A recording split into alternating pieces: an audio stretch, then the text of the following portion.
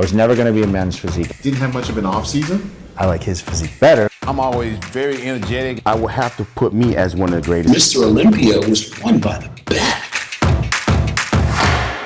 Breon, what's going on, man? It's good to see you as always. Oh, always.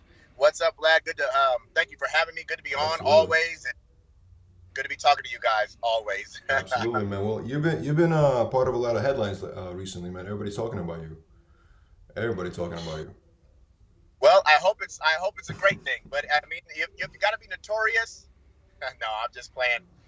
I hope it's a great thing, and everybody knows where my heart and where my soul is at, and everybody knows. I am here for the people. I'm just want to be of inspiration, and I want to set the example of just working your ass, smiling at the same damn time, and being great to people. Well, I feel like everybody just started talking about you because it just seems like you have this confidence about you, and you actually talk about that confidence. And I feel like that, sometimes people like it, sometimes they don't like it, but overall, everybody's talking about you right now. And I feel like this year's Classic Olympia is going to be probably more anticipated, more exciting than the actual Men's Open, like for the first time ever, just because of a rivalry that's happening between you and Chris. Wow. Well, shoot, man, I think it's great, and I think the excitement and the buzz and to get the people's juices flowing and to get them, to get them really off their seat, man, is great for us, great for our sport, great for our division, the Classic division, and ultimately just great for growth and just great for, allowing bodybuilding to go to higher heights, man, and ultimately more mainstream. Sure. And as far as, Vlad, you got to have confidence. You got to have confidence, and you have to be very sure of your abilities, and you have to stand behind. If you work your ass off and you're passionate, you have to stand behind what you're doing, and you have to know that it's for something and it's true. And then don't come off as arrogant, though. I definitely don't want to come off as arrogant. I definitely want to come off as just the utmost confidence, and also the utmost appreciative too. But let's make no mistake about it that this is a competition. This is a competition, and with competing, and so I'm so blessed to be able to compete at such a high level here for the Olympia title. So with that definitely comes a great deal of confidence, and you have to have it, and a great deal of assurance in yourself. But at the same time, like I said, a great deal of appreciation too. It's going to be something special, man. I guess the rivalry, or the toe, us going toe to toe, talking about Chris, and you are talking about Chris because that's what it's been. Sure. Last one. This will be the fourth year that we're going head to head, but let's not take. We got to give credit to those other competitors too. That'll be right there. Sure. They'll be right there in the mix, and they're going to give both of us a run for our money. Well, before we get into the rivalry, right? How do you feel about media in general? Do you get even? I know sometimes you have problems with our headlines. How do you feel about media and the way they cover you and the Classic Physique division right now? Do you have issue with it sometimes? Well, this is my take. Ultimately, I think media is great. Ultimately, I think bodybuilding news is great. I have respect for it, and there's definitely a place for it, for sure. What would we be without it? Bringing in new people that don't know about the game to the game, and filling them with knowledge. And also just avid fans that just love bodybuilding and love our game, for them to be in tune with it and for them to always be in the know, right? At the same time, sometimes as competitors, we carry a chip on our shoulder sometimes, right? We put our heart and soul, Vlad, into the things that we do, as everybody should put their heart and soul into everything that they do. If you're not doing that, you're doing something wrong. You need to find something that you can put your heart and soul into and feel extremely passionate about. And then sometimes, we let news and we let opinions and statements get the best of us. Mm-hmm. I'm not immune to that. I will admit that, and that's what has happened. I've let some news, I've let some opinions and some statements that I'm not gonna retain the title ever again, or I'm not gonna regain it ever again. Mm-hmm. As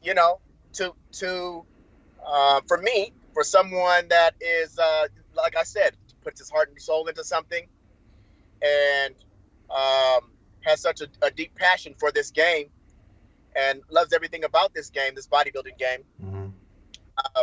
I took that to heart, and I got a little emotional about it. And I feel somebody has the audacity to say something like that when they don't know me, when they don't know how hard I work, when they don't know my drive. But yet and still, you're always going to have naysayers. You're Mm-hmm. always going to have naysayers, and you're always going to have people that aren't in favor of you, and that's quite all right. That's actually great. We want that. We want that as also, Mm-hmm. right? Because otherwise it'll be boring. You just got to keep your cool. And I'm speaking about myself. You got to keep your cool. You got to stay focused, and you got to stay level-headed, because you got to just allow it to fuel you. That's all. But we can get emotional about things, about statements, and about such strong opinions and statements, and we can act irrational, and we can fire back and clap back and all Sure. that. News is, they're entitled to say whatever the hell they want to say, whether it's true, whether it's not, whether it's for views and clicks, whatever it's for, they're entitled. So I'll respect it, because it's a platform, and because it's for the fans, and you definitely have to be there for the fans, and you definitely have to extend yourself to the fans. So I have no problem with it at the end of the day. Well, do you feel like there's a lot of doubt about you going into this Olympia? Do you feel like people doubting that you can reclaim your title? Because I mean, you were a dominant champion. You got the titles before. You were dominating, and suddenly, you lost the title last year. But do you feel like going into this one, as people are doubting you? No, I don't think people are doubting me. As we know, it was a very close decision last year. It was a 1-point difference. Mm-hmm. And I don't think they're doubting me. I just think that they are letting some of the naysayers, they're just letting some of the naysayers get to them, and listening to them, and getting them going, and getting their juices flowing, and then believing some of the stuff as far as like where the look is going, as far as Classic Physique is going, Mm-hmm. what the judges want with the particular look. And none of these people have the inside and know the judges like that. Mm-hmm. They don't know what the judges want. And even the facts point to something different than what they're saying the judges want, and where the classic trend is going. The facts point to something different, because both of my friends, Alex Cambronero and Terrence Ruffin, who were the Arnold champions, they're going to be right there in the mix. I know they are, and they're Mm-hmm. shorter classic competitors. Sure. And you also have, I don't know if the Asian phenom or the Chinese phenom is going to compete. That got fifth last year. Mm-hmm.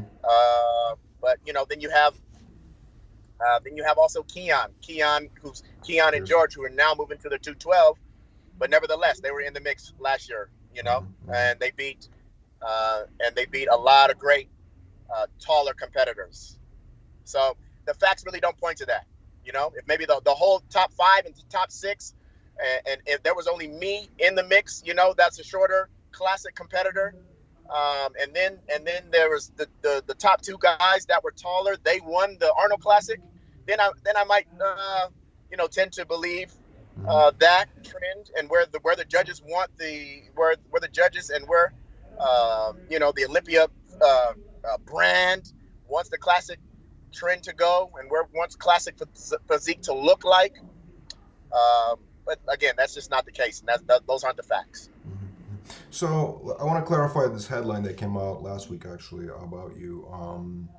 So basically, it was a video that was circulating. It's you and Bradley Martin in the video, right? And Bradley Martin was saying that, he was talking about Chris Bumstead and was saying that, that Mr. Olympia should not be lacking any body parts. And you said, yeah, Mr. Olympia should not be lacking any body parts. You were talking about Chris, correct? I just want to clarify. Yes, we were talking about Chris. Okay. So in your opinion, Chris was lacking developing a certain body parts, right? Well, I do think Chris has underdeveloped body parts, but yet again, I will say that that's not taking anything from Chris. He's a great champion. He deserves to be the champion, and he is a champion for a reason. So Chris knows this. I'm on record and saying that I respect the hell out of his physique. And like I said, he is the champion right now, and we got it. It's my job to dethrone him now and take him down and work my ass off to reclaim the title. And I have underdeveloped body parts as well. We all do.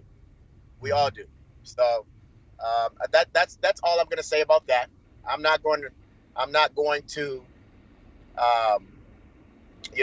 go at Chris in that manner at all. I'm just going to give the utmost respect, and I'm just going to go ahead and say that he is the champion for a reason, well deserved. Although Vlad, I feel like I still have a more superior physique. Okay, I feel like I bring I feel like I have what it takes. I thought I had what it took last year to win the Classic title, and I believe that I will do everything in my power and do my part to reclaim the title again this year. I'm just confident in that.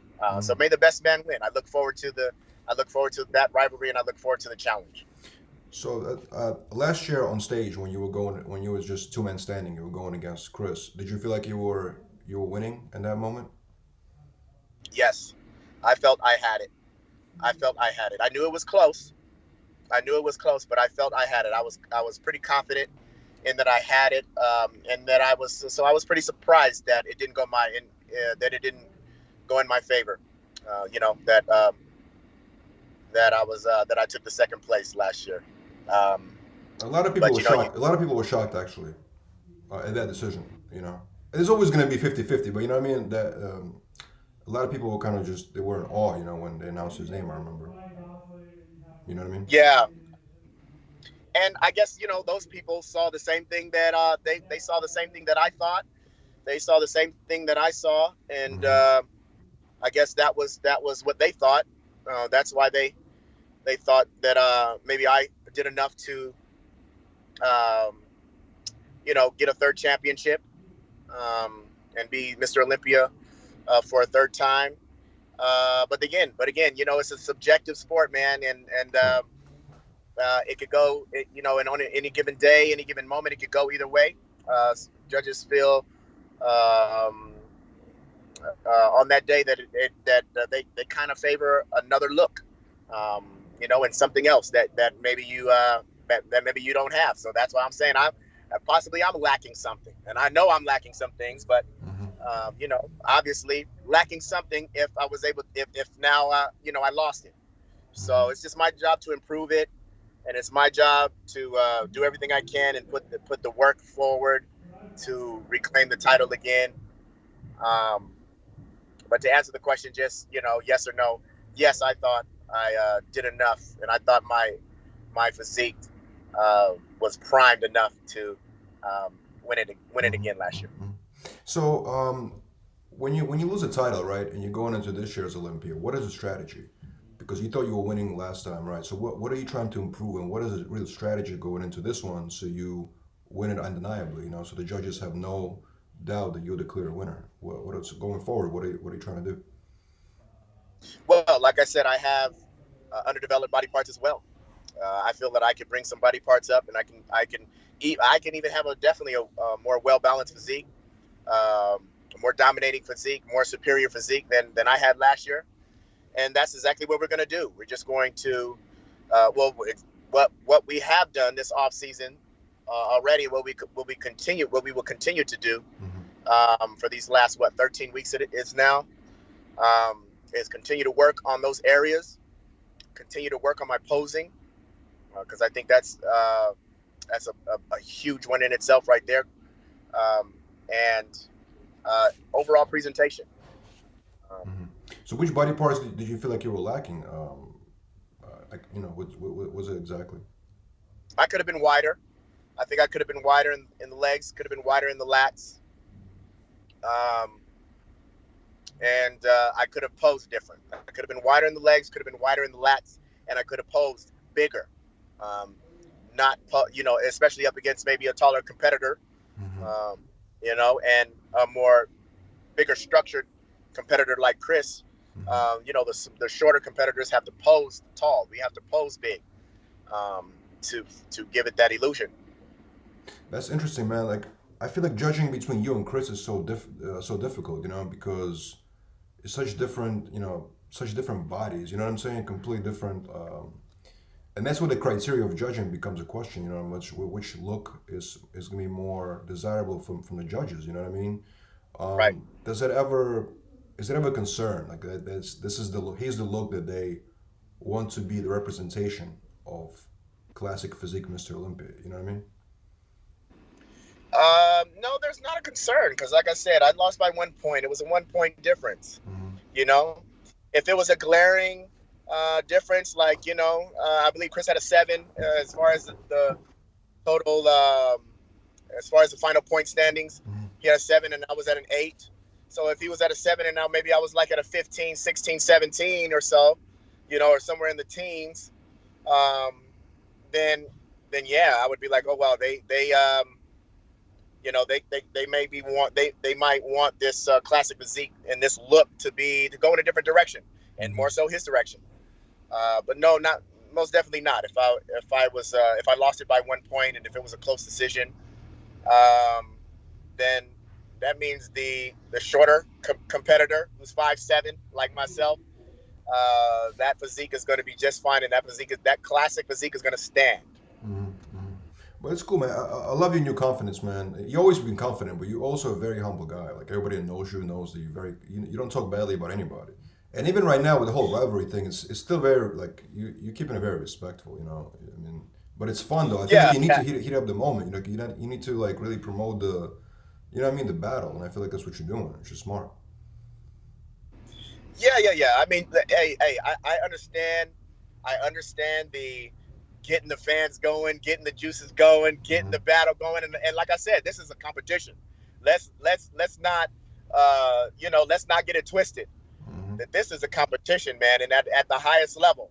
So there's going to be emotions going all over the place, and there's going to be, hey, I think I'm better than him. I think I'm more superior, and it's who looks better. So with that comes a lot of brashness and a lot of boldness.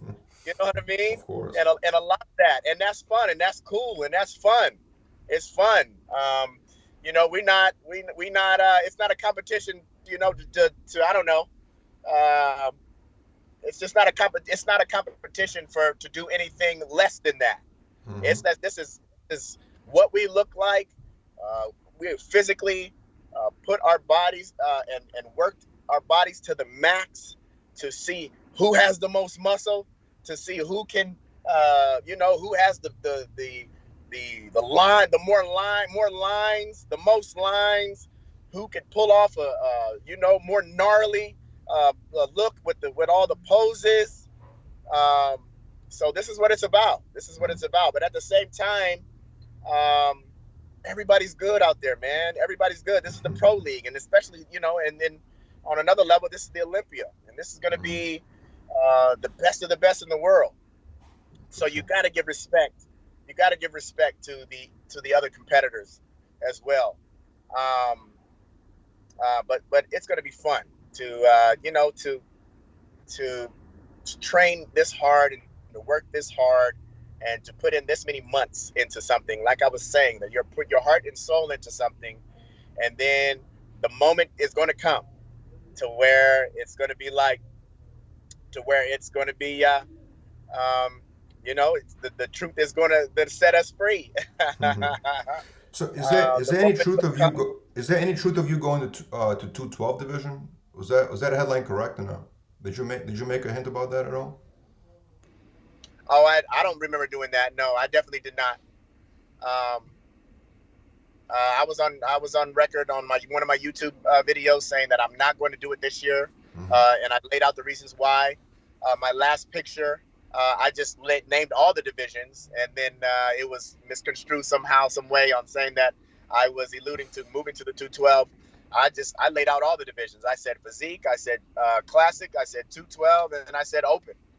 Um, but no, I didn't. I haven't alluded to anything going about the 212, and I won't be going to the 212 this year. That's for damn sure, because I'm looking solely to reclaim the title.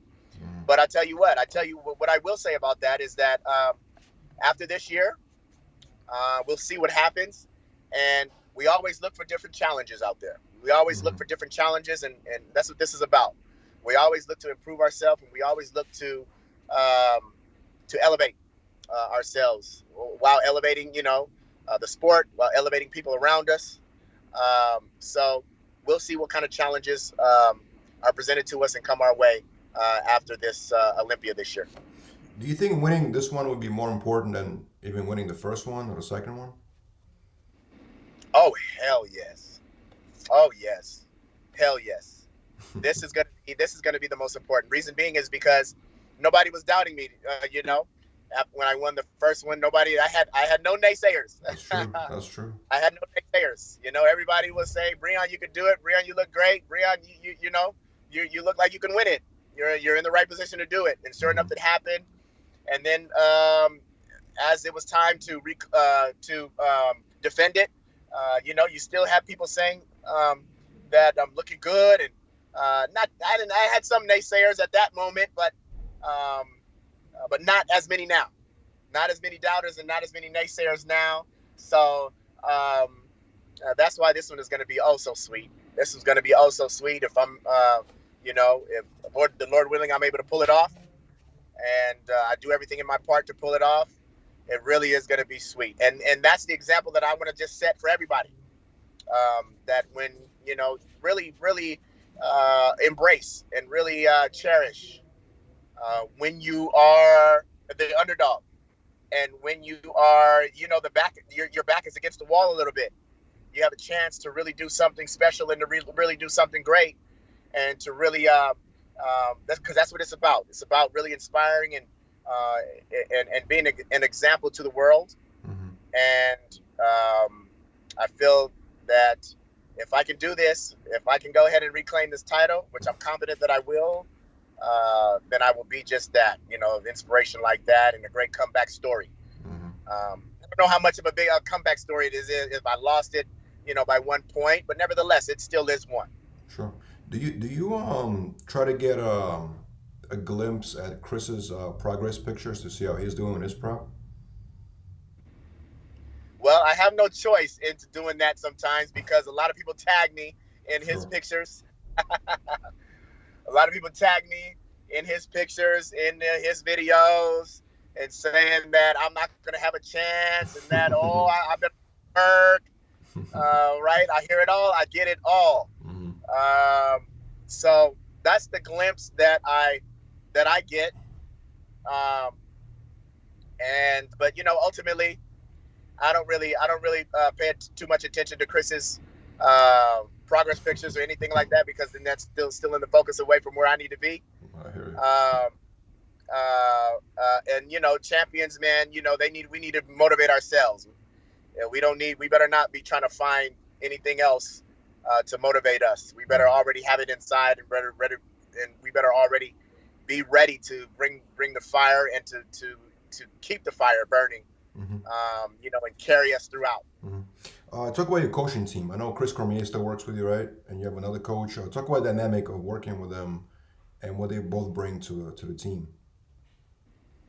Absolutely. Chris Cormier, he handles more so my training and posing. And then we're going to probably go into camp this year in San Diego, about maybe starting about 8 weeks out. It'll be him again. It'll be him and I, mano y mano, like we've done for the past 3 years now. This will be the 4th year. And then who handles my diet is Brandon Gertis, Body Geeks, and Brandon Gertis. I met him actually from here, the family here at Zoo Culture. You know, he's a partner with Bradley. And he's kind of just the mad scientist behind everything. You know, Chris brings more of the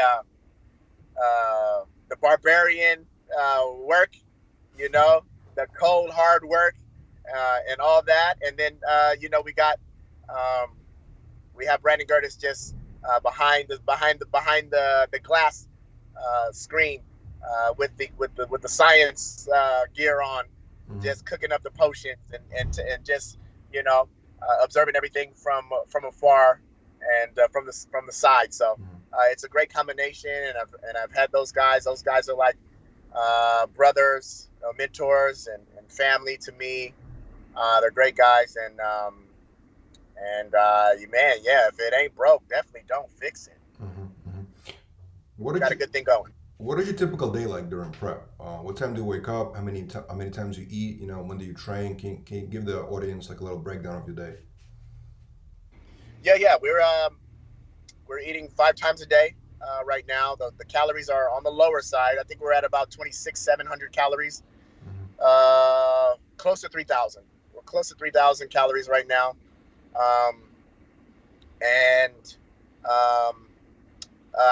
we wake up right now at about 6:30, 6:15, 6:30. Get to going with the meals. Get to going with the training at around 12:30.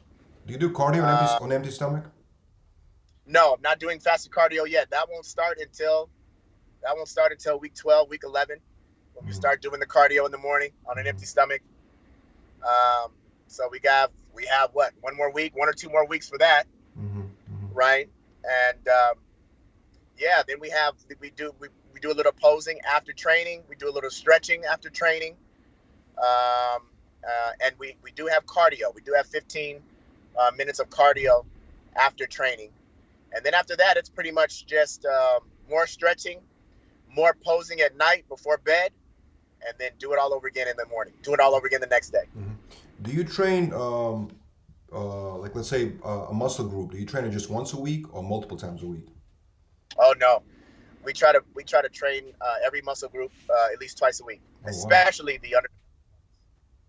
Wow. Yeah, especially we get the blood flow in there to the lagging ones. I know that word has been very popular, and you know, that's come out of my mouth, the lagging ones. But we're talking about my lagging body parts. Yeah, so we try to hit everything twice a week, every body part twice a week.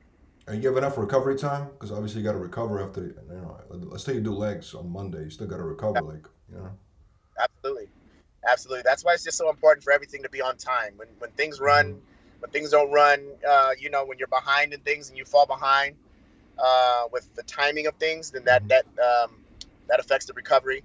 That affects your whole program and everything running smoothly. So everything has to be on time. Everything has to be run smoothly as far as that is concerned. And yeah, the recovery is okay. Getting the rest and making sure you fit everything in. So when you start doing your cardio on a fasted cardio in the morning, right? How many minutes you do the cardio, and do you do like fast, slow, or do you do treadmill or stairmaster? What do you do usually? Yeah, we do between the three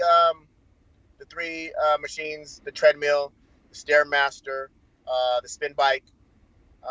We stay within those, and we're going to start at about 30 minutes in the morning. And then that's usually lower impact, just a brisk walk, or, you know, pretty brisk on, like I said, the spin bike or the Stairmaster.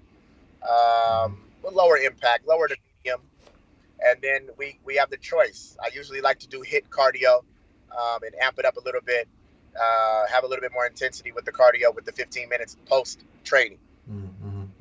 What did you take on fat burners? Do you take any fat burners for when you're trying to like slim down?